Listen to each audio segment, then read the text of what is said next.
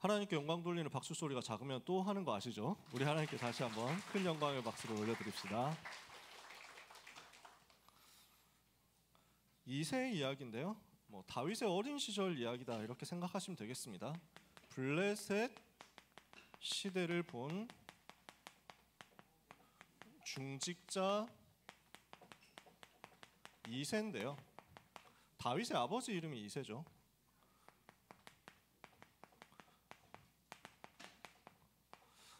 영어로는 제시라고 합니다. 제시 들어보셨을 수도 있습니다. 이름이 한때 좀 유행을 많이 했어요.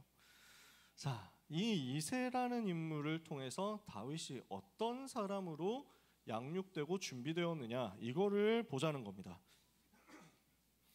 다윗이 어떤 사람이었느냐? 어린 시절에 다윗이 무엇을 제일 잘했느냐?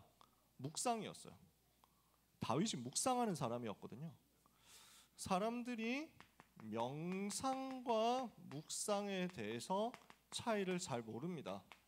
세상에서는 명상을 굉장히 많이 하고 특히 엘리트들, 특히 미국이나 유럽의 선진국 엘리트들이 이걸 굉장히 많이 합니다. 한국에서도 지금 돌아가셨는데 어떤 재벌 그룹 회장이 굉장히 이쪽의 전문인이었어요. 명상의 전문인. 국선도라는 걸 수련하면서 매일 아침 이걸 가지고 명상을 하고 깊은 데로 들어갔대요. 이걸 하는 사람들이 실제로 굉장히 많습니다. 명상 제일 잘한 사람, 유명한 사람이 누굽니까? 스티브 잡스거든요. 여러분 스티브 잡스 전기 같은 거 읽어보신 분 있으세요? 스티브 잡스 일대기 보신 분 있으세요? 굉장히 명상을 전문적으로 깊이 했어요. 그래서 유목사님 메시지에서는 스티브 잡스가 프리메이슨이다 이렇게 나오는데 그런지 아닌지는 알 바가 없습니다만 근데 확실한 건 이분이 프리메이슨 영향보다는 불교 영향을 많이 받았습니다. 스티브 잡스는 일본 불교의 한 종파인 조동종이라는 종파의 영향을 깊이 받았어요. 그래서 이 조동종 승려가 되려고 했어요. 원래 참선 하도 많이 하고 명상하다가 중이 되려고 하다가 머리 깎고 실제로 했는데 그렇게 하지 않고 기업인이 된 거예요. 그리고 세계적으로 성공을 했죠. 스티브 잡스 스타일이 만들어내는 제품마다 디자인을 굉장히 예쁘게 만들잖아요. 애플에서 만들어내는 게 굉장히 예쁘죠. 그래서 특징이 보면 굉장히 미니멀리즘으로 가요. 여러분이 더 잘 아실 거 아니에요. 굉장히. 그래서 스마트폰을 만들어 놓고 다른 데는 덕지덕지 다 붙여놨는데 아이폰에는 버튼 하나 딱 남겨놨어요. 그 하나 가지고 다 하라고. 근데 나중에는 그 버튼 하나도 다 없애버려요. 너무 많다고. 잡다한 게 많으면 안 된다. 다 줄여버려요. 그게 어디서 나왔느냐? 불교 명상에서 나왔어요. 참선하다 보니까 그렇게 나온 거예요. 그래서 엘리트들은 명상을 가지고 능력을 얻고 엘리트가 되고 실제 사회, 문화, 정치, 경제를 굉장히 장악하고 있는데 하나님의 자녀들은 이걸 못 누리는 거죠. 복음 없는 사람들은 명상하면서 깊은 데로 들어간다고 하고요. 복음 없는 사람들, 하나님 모르는 사람들은 영적인 것을 깊이 탐구해서 들어간다고 하고요. 그래서 이 시대에 중요한 담론 중에 하나가 영적인 것에 대해서 문제를 해결해 주는 것이라고 이야기를 하는데 그 영적인 것에 대해서 갈급한 사람들은 다 어디로 찾아가느냐? 지금 불교로 찾아가는 거예요. 또는 힌두교로 찾아가는 거예요. 이렇게 하고 있다니까요. 그러니까 또 너무 현장에 갈급한 사람들, 그러면서 명상 같은 수준 높은 것을 할 수 없는 사람들은 영적인 것에 대해서 갈급하면 어디로 가나요? 또 불교 찾아가고 무속인 찾아가잖아요. 이렇게 한다니까요. 점술 찾아가고요. 심지어 이슬람 교도들도 신비주의 명상 운동하는 사람 많아요. 기독교만 이게 없는 거예요. 기독교만. 근데 기독교에도 명상 운동하는 사람들 있거든요. 근데 기독교에서 하는 운동조차도 불신자들이 하는 명상하고 너무 비슷한 거야.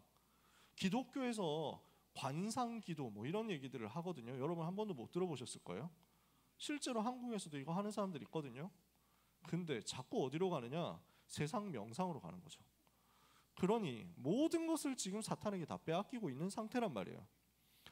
오늘 성경에 나와 있는 중요한 응답받은 전도자들이 누렸던 묵상과 그 묵상의 힘을 여러분들이 회복하게 되시기를 바랍니다.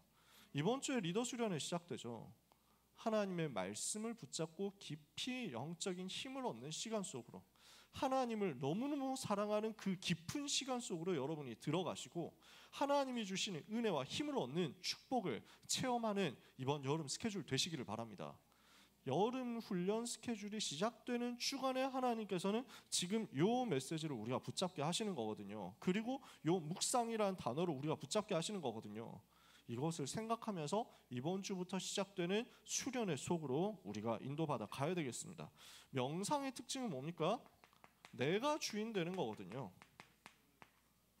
우리는 내가 주인 되는 것을 하는 것이 아니라 하나님께서 주인 되시는 것을 누리는 속으로 들어가야 됩니다. 그게 묵상이에요.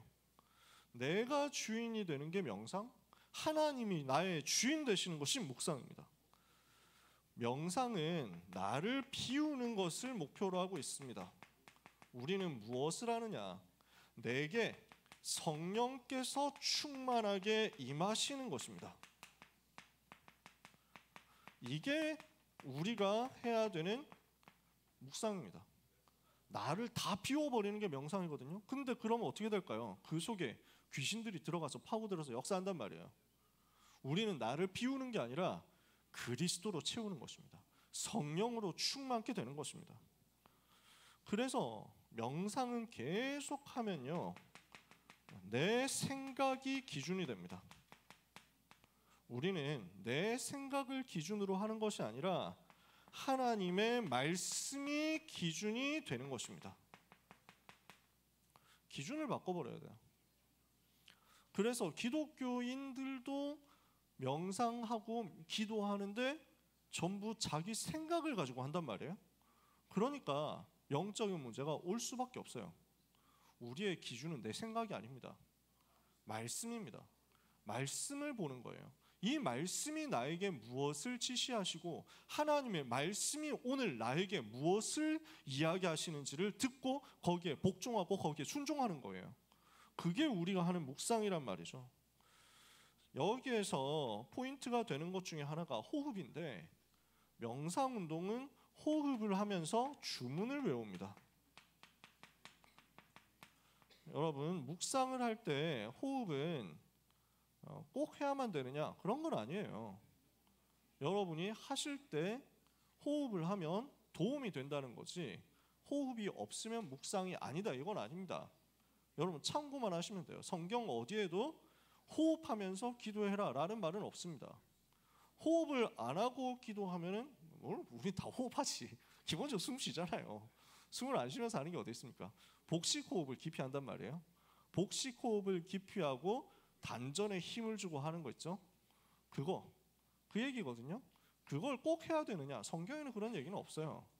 그러니까 그 부분에 대해서 우리가 집착할 필요는 없어요. 단지 기도해 보니까 호흡과 함께 기도를 연결시켜서 했을 때 도움이 되더라고요. 꿀팁을 전달하는 거지 호흡 기도라는 게 별도로 있다 이건 아니에요. 저도 호흡하면서 기도해 보니까 되게 편한 게 뭐냐면 어쩌다가 잠이 안 올 때 되게 좋더라고요. 잠이 안 올 때. 왜냐하면 리듬을 규칙적으로 만들어주거든. 그래서 들으실 때 무슨 기도를 하느냐, 내쉴 때 무슨 기도를 하느냐, 이게 정해져 있잖아요. 패턴이 되어 있잖아. 그러니까 이걸 가지고 나의 리듬, 나의 패턴, 나의 루틴이 딱 만들어지고, 그래서 내 삶과 내 기도가 되게 편안하게 같이 갈 수 있도록 해주는 도구가 되더라고요. 그러니까 하자는 거지, 호흡을 꼭 해야만 된다 이런 얘기를 하는 게 아닙니다. 명상에서는 호흡이 필수입니다. 그러면서 그거 하면서 주문을 외워서 나를 비우는 쪽으로 자꾸 훈련을 시킵니다. 우리가 하는 것은 호흡을 해도 되고 그 복식 호흡 안 해도 되고 상관없습니다. 우리는 무엇을 하느냐? 기도하는 겁니다. 우리는 주문을 외우는 게 아니에요. 하나님께 기도하고 하나님께 내 사정을 아뢰고 내 마음을 쏟아놓는 겁니다. 그게 묵상이에요. 그러면 어떤 결과가 나오겠습니까? 명상했을 때 분명히 지금도 존재하고 활동하는 귀신의 능력이 역사한다. 마태복음 12장 43절에서 45절을 보니까 더러운 귀신이 사람에게서 나가서 물 없는 곳으로 두루다니며 쉴 곳을 찾다가 찾지 못하였으므로 이에 자기가 나온 그 집으로, 원래 있던 그 집으로 돌아가야 되겠다 하고 돌아와 보니 그 집이, 그 사람의 마음이 비고 청소되고 수리되었구나. 이에 자기보다 더 악한 귀신 7을 더 데리고 들어가서 그 사람 마음속에 들어가니까 그 사람의 나중의 형편이 이전의 형편보다 더욱 안 좋게 되었더라. 누가 하신 얘기죠? 예수님이 하신 얘기예요. 이 악한 세대가 이런 이런 상태다라고 예수님이 진단을 정확하게 해주신 거예요. 빈 마음 속에는 귀신이 더 들어갑니다. 마음을 비우고 청소한다? 그 속에 악신이 더 들어갑니다. 사람 죽어서 되는 게 귀신 아니에요. 하나님을 대적하고 반역했던 천사 두목이 사탄 마귀고 그 부하들이 악신, 악령, 귀신, 악한 영들이란 말이에요. 그게 지금 사람 속에 들어가서 사람을 잡고 있단 말이에요. 불신 현장에서는요. 우리는 그 귀신의 능력을 얻는 것이 아니라 성령의 능력으로 충만케 되는 것입니다. 여러분, 생각해야 되는 거는 사탄과 하나님이 대결하는 구도 아닙니다. 그거는 조로아스터 교에서 하는 얘기예요. 여러분 들어봤어요? 세계 역사 시간에 한번 들어봤을 수도 있어. 사회 시간에 옛날에 들어봤을 수도 있어. 페르시아 종교예요. 조로아스터교. 그래서 이 세상은 어둠과 빛의 대결이다, 이렇게 얘기를 합니다. 우리가 얘기하는 건 그거 아니에요. 하나님 앞에서 마귀는 아무 힘 없습니다. 예수 그리스도 이름 앞에서 사탄은 아무 힘 없습니다. 마귀의 세력은 완전 박살났어요. 근데 문제는 그리스도께서 다스리시지 않는 곳에서는 마귀는 왕노릇해요. 분명히 지금도 활동한단 말이에요. 악한 영의 세력은 분명히 지금도 귀신을 통해서 모든 불신 현장을 장악하고 있습니다. 그래서 성경은 이야기하기를 에베소서 2장 2절 세상 풍속을 가지고 공중의 권세를 잡고 불순종의 아들들 가운데서 사탄이 역사한다고 했습니다. 에베소서 6장 12절에는 정사와 권세와 어둠의 세상 주관자들과 하늘에 있는 악한 영들과 싸워야 된다라고 바울이 얘기했습니다. 고린도후서 4장 4절에는 세상 신이라고 표현했습니다. 예수님께서는 요한복음 14장 30절 비롯해서 여러 군데에서 세상의 임금이라고 표현했습니다. 지금도 불신자의 아비 노릇을 하고 있는 존재가 마귀, 세상 신, 세상 임금 노릇하고 있는 존재가 마귀. 그리스도께서 다스리시고 그리스도께서 임하신 곳에서는 아무 힘이 없으나 그리스도가 계시지 않는 곳에는 왕노릇하고 지금도 현장을 장악하고 있고요. 그리고 하나님의 자녀가 그리스도를 누리지 못하고 복음을 누리지 못하면 와가지고 자꾸 거짓말하면서 짤짤해지신다니까. 게임 용어인데. 그래서 갱세이, 이것도 게임 용어인데, 이걸 계속 견제하는 거야. 계속 이래가지고 왔다 갔다 하면서 막 툭툭 건드린다고. 거짓말로. 정확한 표현으로는요, 건드리지도 못해요. 요한일서 5장 18절에 보면 하나님께로부터 난 자가 하나님의 자녀를 지키시기 때문에 악한 자가 그를 만지지도 못한다고 돼 있어요. 근데 뭡니까? 바깥에서 깔짝깔짝 속이는데 그 속임수에 당하는 거야. 낚이는 거야. 여러분 야구 중계 같은 거 보신 분 있으신가요? 그 포수 바로 뒤에 자리가 있어요. 포수 바로 뒤에. 그 카메라 제일 많이 잡히잖아. 근데 타자가 잘못 쳐가지고 파울이 돼가지고 이쪽으로 공이 날아와요. 그러면은 다 깜짝 놀라가지고 어이 합니다. 근데 사실 놀랄 필요는 없어. 원래는 놀랄 필요가 없어. 왜? 거기에 그물이 다 쳐져 있어. 아무리 와도 자기한테 공 맞을 일이 없어요. 근데 놀라는 거야. 이게 그냥 너무 가까이 다가오니까 자기를 해칠 수 없다는 것을 아는데도 자꾸만 당황하는 거지. 우리가 마귀가 속임수를 쓸 때 나를 건드리지 못한다는 것을 알면서도 내가 성령으로 충만하지 않으면 자꾸만 거기에 당하는 거예요. 속는 거예요.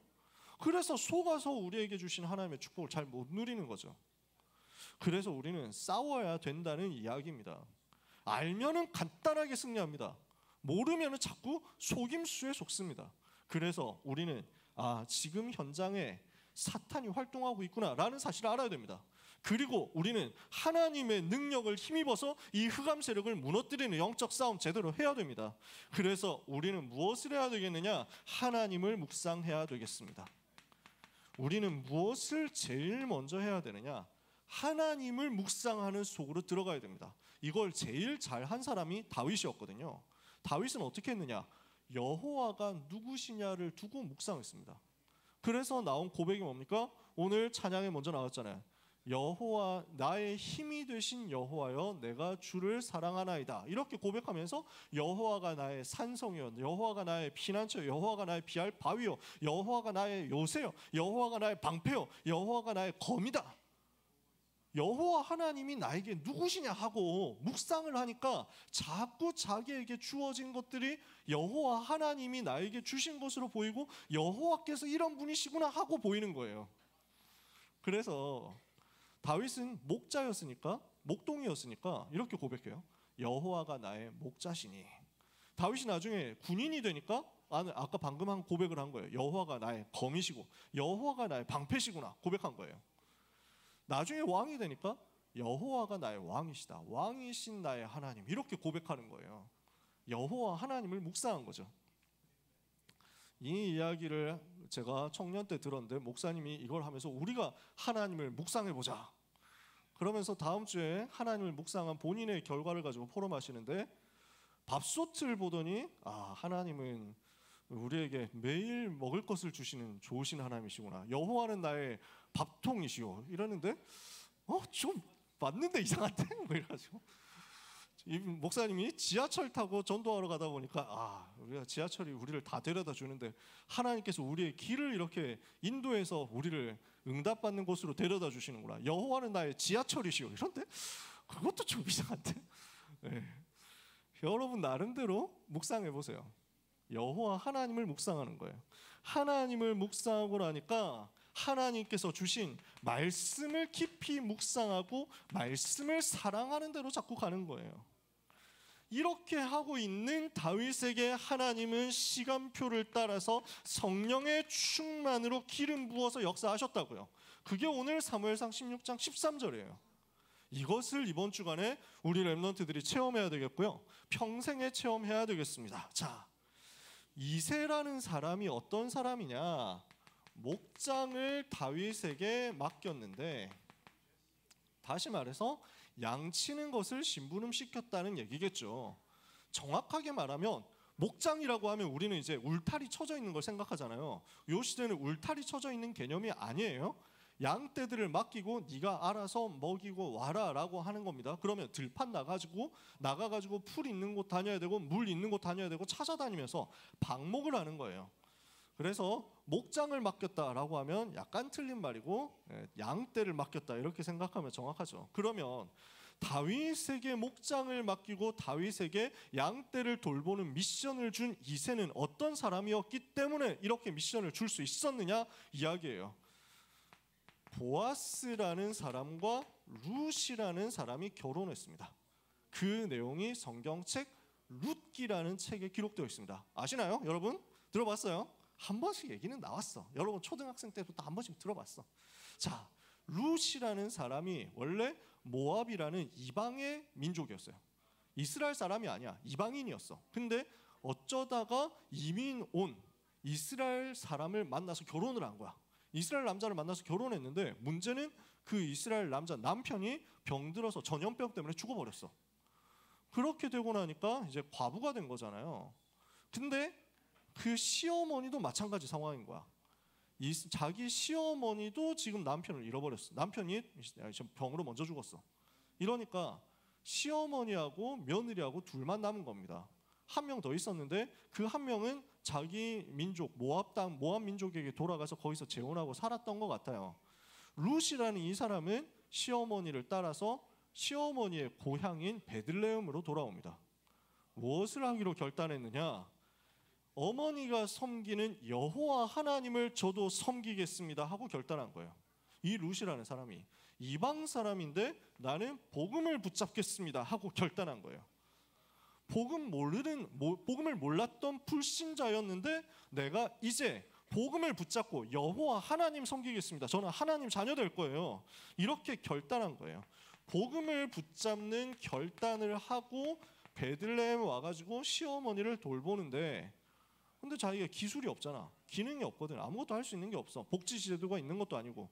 그래서 떨어진 이삭을 줍고, 그래서 추수하고 남은 곡식들 이렇게 해가지고 주워서 먹고 살아야 되는 상황이었는데, 이것을 보아스라는 남자가 본 거예요. 야, 이 사람 너무 괜찮은 사람이구나. 이렇게 해서 결혼하게 됩니다. 요게 내용이 룻기예요. 되게 단순한 얘기예요. 근데 이게 복음 이야기예요. 왜죠?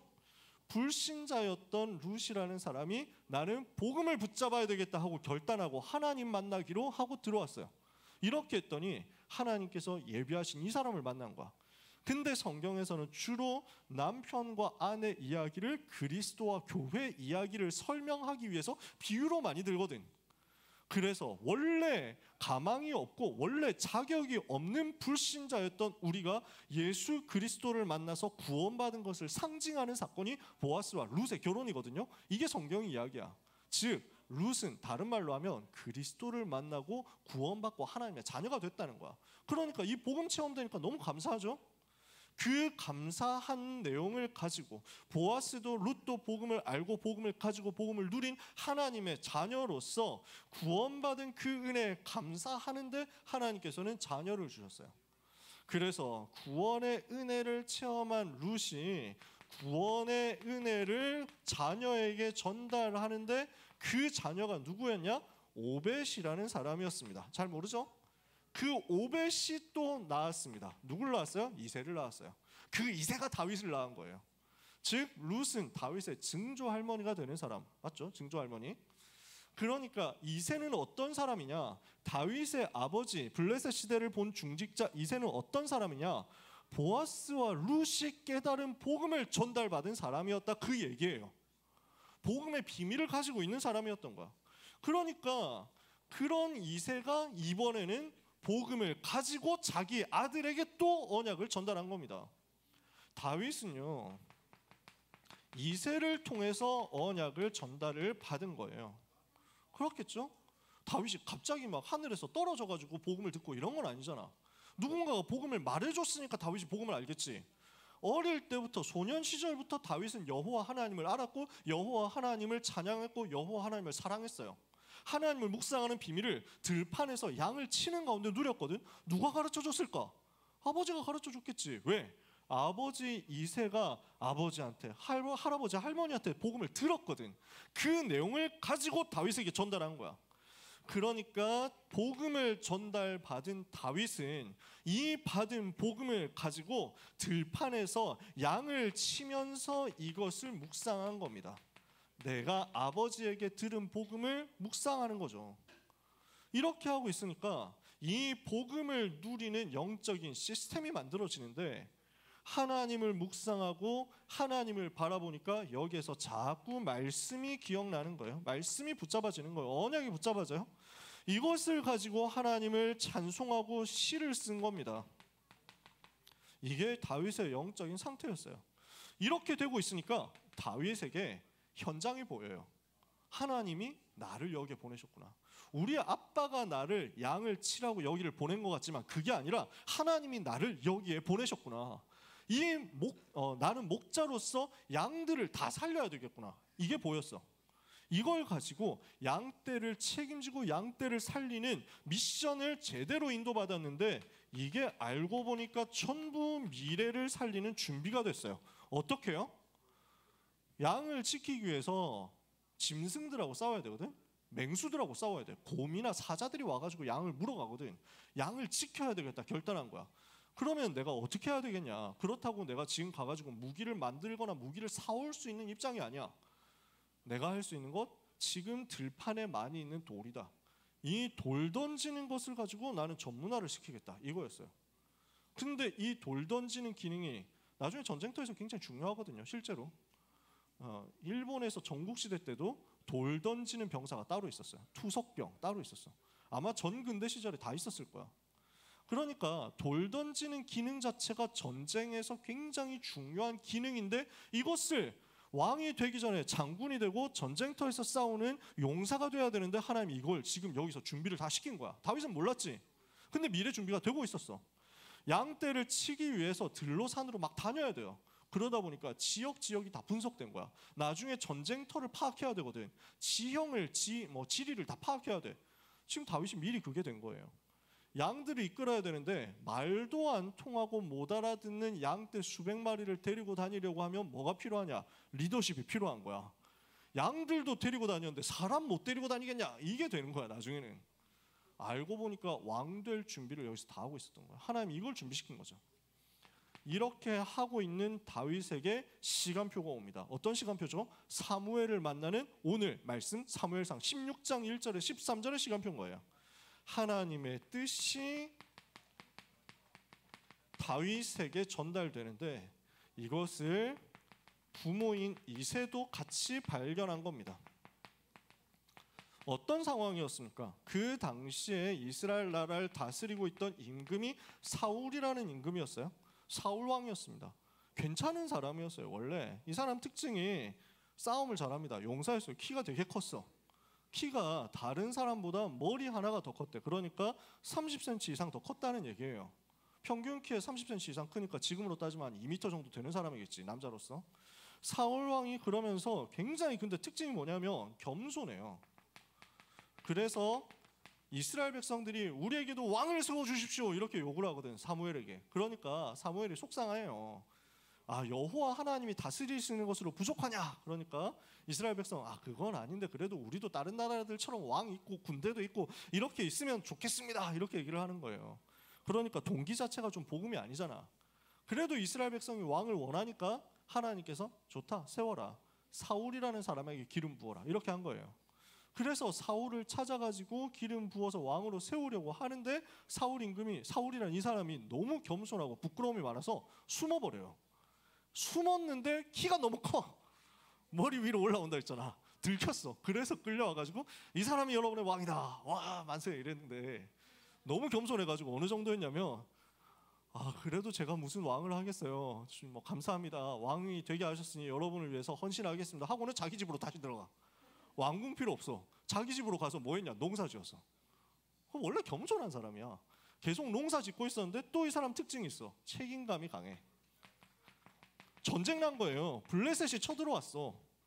그러니까 집에서 농사 짓다가 나라가 위기다, 내가 왕으로 세움을 받았는데 그럼 이제 나가서 싸워야 되는 거 아니냐. 농기구를 팽개쳐놓고 나가가지고 제일 앞장서서 싸운 거야. 이래서 이스라엘 승리했거든. 백성들이 감동한 거야. 야, 우리의 왕 진짜 클래스 개쩐다. 이 사람이 자기 집으로 돌아가려고 또 하니까 안 됩니다. 붙들어가지고 당신 절대 집으로 가서 농사 지을 생각하지 마라 이러면서 붙들어가지고 왕궁 만들어가지고 딱 앉혀놓은 거야. 시작 좋았죠? 스타트 좋았어요. 근데 변질돼요. 왜 그럴까요? 이 사람의 본질이 하나님을 사랑하는 것보다 자기에게 맡겨진 일을 해야 된다라는 것에 더 깊이 있었던 거야. 쉽게 말하면 우선순위가 하나님을 사랑하는 데 있지 않고 일하는 것에 있었던 거야. 여러분 이거 절대 속으면 안 됩니다. 하나님은 일 잘하는 사람을 좋아하시는 게 아니라 하나님을 사랑하는 사람을 좋아하십니다. 사울은 일 중심이었어요. 그러니까 내게 맡겨진 일을 열심히 해야 되겠다. 이러다 보니까 어떻게 됩니까? 본질이 정치인이 되는 거예요. 내가 왕이니까 왕으로서 최선 다해야 되는데 그러면 왕으로서 필요한 게 뭡니까? 왕권 강화. 여러분 들어봤죠? 이런 얘기 얼마나 많이 듣습니까? 그러니까 우리나라 역사에서 명군, 좋은 왕, 훌륭한 임금이다 하면 전부 다 뭐가 들어가 있어? 업적에 왕권 강화 들어가 있잖아. 신라 법흥왕, 고구려 소수리왕, 그다음에 백제 근촉왕 뭐 이런 사람들 막 그 고이왕 이런 사람들 다 뭐가 들어 있어? 왕권 강화. 그러니까 고려 시대 문종 뭐 이런 사람, 그 앞에 누구야? 광종 이런 사람 왕권 강화. 조선 시대 태종 왕권 강화 다 들어가잖아. 사울 왕이 그거 한 거야. 왕권을 강화해야 된다. 그래야 나라가 안정되지. 그래서 내 손에 피를 묻히더라도 이렇게 할 수밖에 없다. 나라를 세우기 위해서는. 이런 마음이었을 거야. 그러니까 정적들을 날리는 겁니다. 왕의 권력에 방해가 되고 왕의 가문에 방해가 되겠다는 사람 날려야 되겠다라고 생각을 하는 겁니다. 여기에 누가 들어가느냐? 사탄이 들어가는 거예요. 그러니까 정치인으로서 최선을 다하는데 그게 뭐가 되느냐? 하나님의 역사를 바라보는 게 아니라 사람의 방법과 대책과 노력으로 문제 해결하려고 하죠. 인본주의가 됩니다. 이 인본주의 쓰면서 자기 머리와 자기 노력과 자기 방법으로 자기의 권력을 지키겠다. 그 집착하는 것에 누가 역사예요? 사탄이 역사하는 거야. 그러니까 결국 나중에 귀신한테 사로잡혀요. 악령한테 사로잡혀 버려. 이게 지금 사울 왕의 상태가 되어버린 거야. 이러니까 나라가 혼란해집니다. 어수선해져요. 그러면서 사울 왕은 하나님의 말씀에 순종하기보다 자기의 정치적 판단을 더 우선시하게 되니까 여기에서 사무엘과 부딪힙니다. 사무엘이 나는 다시는 당신을 보지 않겠다 이렇게 선언해요. 사무엘이 슬펐어요. 자기가 기도하면서 그래도 세웠던 사람이 인간적으로 정이 되게 많이 들었던 사람이고 사람 자체는 괜찮은 사람이거든. 근데 하나님이 이제 사울 버린다 선언하셨거든. 사무엘이 슬퍼하고 있는데 하나님께서 오늘 말씀하시는 거예요. 너는 언제까지 슬퍼하겠냐? 이새의 집으로 가라. 거기에서 내가 한 왕을 보았느니라. 그래서 사무엘이 이새를 찾아옵니다. 그리고 누구를 발견합니까? 오늘 성경 읽었죠? 다윗이라는 어린 아이를 발견한 겁니다.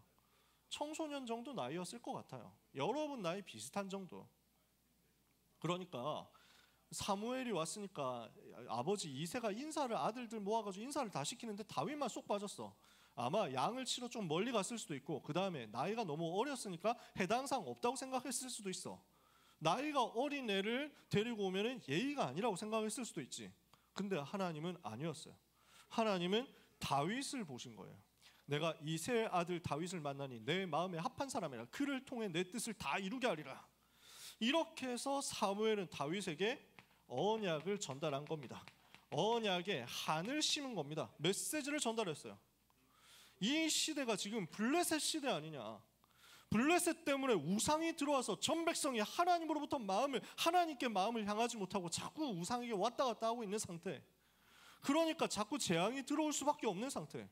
여호와의 언약궤를 모실 성전이 없어서 언약궤는 바람 부는 천막 아래 있고 언약궤는 빼앗겼다가 다시 돌아오고 왔다 갔다 하면서 자기 있을 곳을 찾지 못하는 상태인데 여기에 대해서 관심 있는 사람은 없고 지금 세워놓은 임금 사울은 귀신 들려가지고 하나님을 대적하는 쪽으로 자꾸 간다. 누가 나와야 되겠느냐? 정말 하나님을 사랑하고 복음을 사랑하고 복음을 전달해서 재앙을 막고 여호와 이름을 전 세계에 전달할 성전을 세울 참된 왕이 일어나야 되지 않겠느냐. 하나님이 이 일을 위해서 지금 너를 부르셨다 하고 메시지를 전달한 거예요. 다윗이 이 메시지를 받고 기름 부음을 받았습니다. 어릴 때부터 복음을 묵상하던 다윗에게 하나님의 부르심이 임했습니다. 기름 부음을 받고 나니까 어떻게 됩니까? 다윗이 이 날 이후로 여호와의 신에 크게 감동되니라. 오늘 렘넌트 여러분들이 이 응답 받게 되시기를 바랍니다. 그러고 나서 이새는 어떻게 합니까? 야, 우리 아들이 이제 왕 된다. 이렇게 되면 어떻게 되겠어요? 보통 들뜰 거 아니에요. 그래서 보통 야, 당신 아들이 이제 왕 될 겁니다. 당신 아들이 앞으로 대통령 될 겁니다. 이러면은 좀 몸조심 시킬 거 아니에요. 몸을 사려라. 야, 힘든 거 하지 마라. 어려운 거 하지 마라. 귀하신 몸이다. 이럴 거 아니야. 이새가 그러지 않았어요. 평상시하고 똑같이 미션을 수행하도록 만들었어요. 왕이 될 것이다. 언약을 전달받고 기름 부음을 받고 성령의 충만을 받았는데 이새는 변하지 않고 다윗을 현장으로 내보낸 거예요. 무엇을 한 겁니까? 계속 양을 치도록 만들었어요. 들뜨지 말고 평상시와 똑같은 전도자의 삶을 현장에서 살도록 만들었어요. 렘넌트 여러분들은 이거 절대 잊지 말아야 됩니다. 여러분이 수련회 가서 은혜 받겠죠? 대회 가서 은혜 받겠죠? 들뜰 수 있거든요. 들뜨지 마세요. 현장으로 또 돌아가야 돼요. 그리고 현장에서 똑같이 양을 쳐야 돼요. 현장에서 똑같이 공부하는 거야. 내가 세계를 살릴 사람이다. 나는 세계를 복음할 사람이다. 나는 237 5천 종족을 살릴 사람이다. 그럼 어떻게 해야 돼요? 똑같이 공부하러 가는 거예요. 똑같이 그림 그리러 가는 거야. 똑같이 공을 차러 가는 거야. 평상시와 똑같은 전도자의 삶, 내 현장 속에 하나님의 시간표가 다 숨어 있다는 것을 여러분 붙잡아야 됩니다. 그러는 가운데 전쟁이 터졌습니다. 형들은 나이가 되니까 징집되어서 병사로 전쟁터에 나갔습니다. 다윗은 나이가 어렸기 때문에 징집되지 않고 여전히 양을 치고 있었습니다. 그런데 어느 날 아버지 이새가 다윗에게 미션을 줍니다. 무슨 미션이냐? 전쟁터에 가서 형들에게 이 양식을 전달하고 장군에게 인사를 하고 그 증포를 받아와라. 어려운 현장인데 미션 줘서 내보냈어요. 여기에서 세계복음화의 중요한 시간표가 옵니다. 이 전쟁터가 어떤 전쟁터였습니까? 블레셋과 싸우는데 블레셋 장군 골리앗이 나와서 40일 동안 여호와를 모욕하고 있는 그 전쟁터였단 말이에요. 골리앗이 여호와를 모욕하는데 아무도 가서 싸울 생각이 없다. 아무도 가서 감히 싸울 용기를 내지 못한다. 용기가 없는 게 아니라 믿음이 없는 거구나. 다윗은요, 전달받은 언약의 한과 믿음을 가지고 골리앗 앞에 나가기로 한 겁니다. 이 싸움은 육신 싸움이 아니라 영적인 싸움이구나 하는 것을 다윗이 알았거든요. 그래서 골리앗 앞에서 뭘 합니까? 우리가 잘 알고 있는 내용이잖아요. 골리앗 앞에서 어떻게 합니까? 믿음의 고백을 합니다. 전 세계에 울려 퍼지는 믿음의 고백을 한 겁니다. 너는 칼과 창과 단창을 가지고 내게 나오지만 나는 네가 모욕하는 만군의 여호와 이름으로 너에게 나아가노라. 오늘 여호와께서 너를 내 손에 붙이실 것이다. 내가 오늘 너를 쓰러뜨려서 저 들짐승과 새들의 밥이 되게 할 것이고, 여호와께서 살아계심을 전 세계에 증거할 것이고, 전쟁은 여호와께 속겠다는 사실을 증명할 것이다. 어때요? 전 세계 여호와 하나님의 이름을 선포하고 그 이름의 능력을 선포하고 그 이름 앞에 구원이 있고 그 이름 안에 승리가 있음을 전 세계에 전달하겠다. 믿음의 고백한 거예요. 어떻게 됐습니까? 여러분 너무 잘 아시죠? 골리앗 쓰러뜨린 겁니다. 그리고 여기서부터 블레셋 재앙시대 종지부를 찍는 전도자의 승리가 시작됩니다. 이게 다윗의 인생 스토리죠. 그 배경에 누가 있었다고요? 언약을 전달받고 복음의 비밀을 알았던 이새라는 사람이 있었다고요. 이게 오늘의 메시지예요. 그러면 결론입니다. 우리는 이제 이번 주부터 본격적으로 여름 훈련 속으로 들어갑니다. 방학을 벌써 한 친구들도 있더라고요. 방학을 이제 곧 하겠죠. 여름 방학 짧아요. 이번 주에 리더 수련회, 다음 주에 세계 랩런트 대회 끝나면 개학하는 경우가 많더라고요. 자체 수련회 있습니다. 그래서 한 3주 동안 우리가 훈련이 이어지는데 방학은 뭐 2주, 3주 이렇게 왔다 갔다 하겠죠. 자, 이 짧은 기간 동안에 우리는 수련회 가면서 무엇을 해야 되겠느냐? 이 수련회를 통해서 여러분은 언약을 제대로 붙잡아야 되겠습니다. 언약을 정확하게 붙잡도록 정리를 하셔야 돼요. 말씀을 제대로 정리하셔야 돼요. 말씀이 정리될 때부터 역사가 시작되거든요. 그러니까 어릴 때부터 복음을 들었던 다윗이었어요. 그죠? 그리고 사무엘을 만나서 이 언약을 완전 정리를 한 거예요. 어릴 때부터 들었었던 그 메시지가 사무엘을 통해서 언약의 한으로 정리되는 시간이었어요. 여러분한테 이 시간이 필요해요. 그러니까 예수님께서 부활하신 이후에 제자들에게 이것을 전달하신 거예요. 40일 동안 하나님 나라의 일을 말씀하시면서 언약을 정리시켜 주셨어요. 메시지가 정리됐어요. 그 속에서 내가 붙잡을 나의 언약이 딱 만들어진 거예요. 내가 찾아진 거야. 그 언약을 붙잡은 백성들이, 언약을 붙잡은 하나님의 사람들, 초대교회 성도들이 어떻게 했습니까? 성령 충만을 달라고 기도한 겁니다. 여러분, 성령의 충만함을 여러분들이 사모하고 기도하고 기다리시기를 바랍니다. 이번에 훈련 속에서 이것 여러분들이 계속 하셔야 됩니다. 말씀을 붙잡고 기도하겠죠? 예배하겠죠? 이때 성령께서 역사하시거든요. 성령께서 나의 지성과 나의 감정과 나의 의지를 완전히 다스리시도록.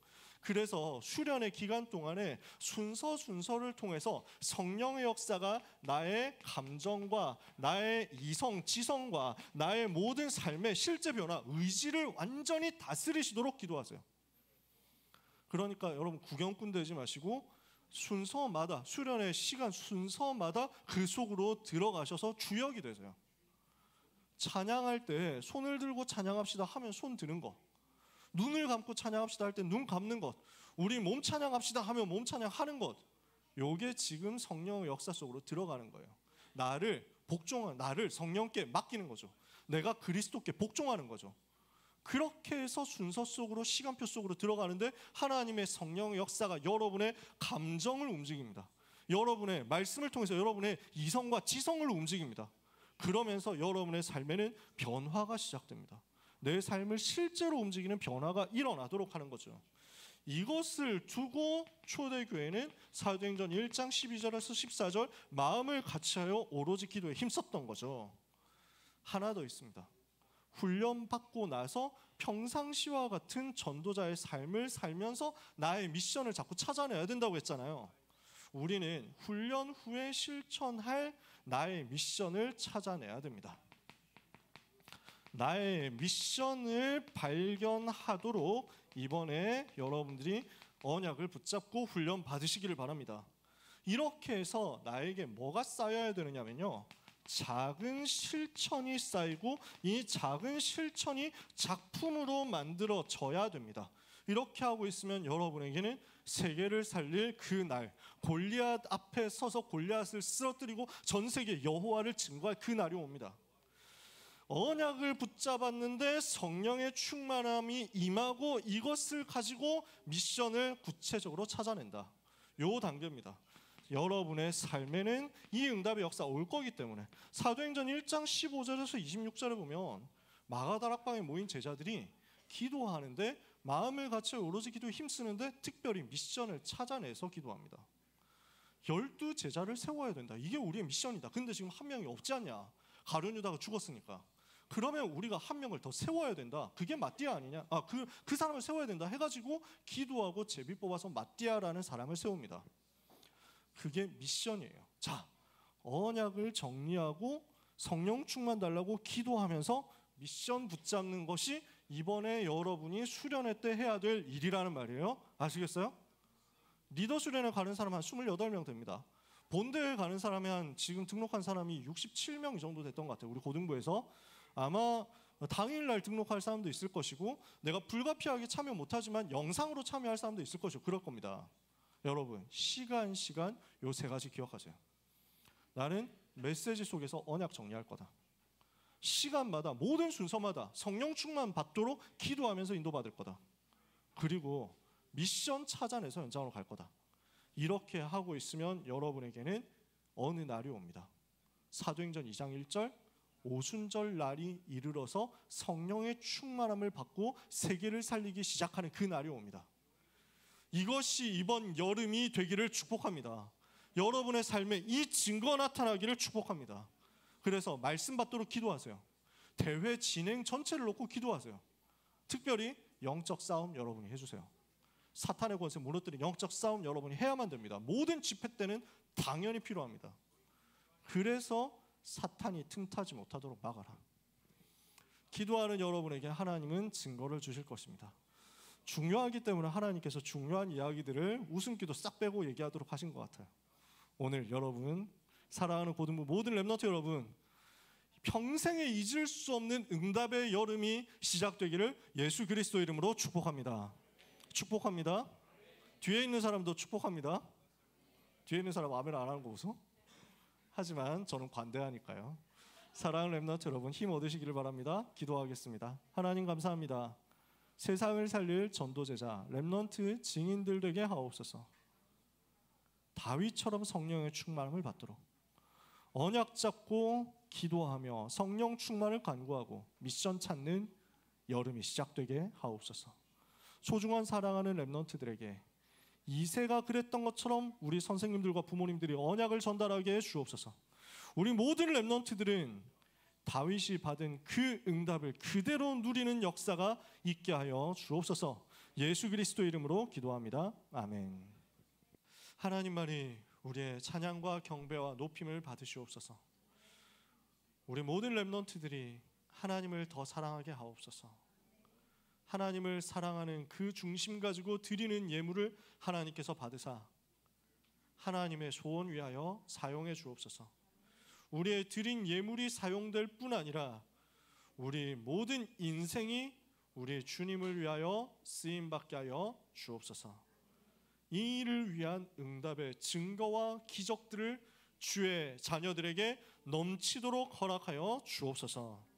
예수 그리스도의 은혜와 하나님의 그 크신 위대하신 사랑과 성령님의 놀라운 역사하심이 언약을 잡고 성령 충만 위하여 기도하며 미션 찾아내어 이번 여름 인생의 전환점 응답을 받을 사랑하는 모든 고등부 렘넌트와 전도자들 위해 지금부터 영원까지 항상 함께 있을지어다.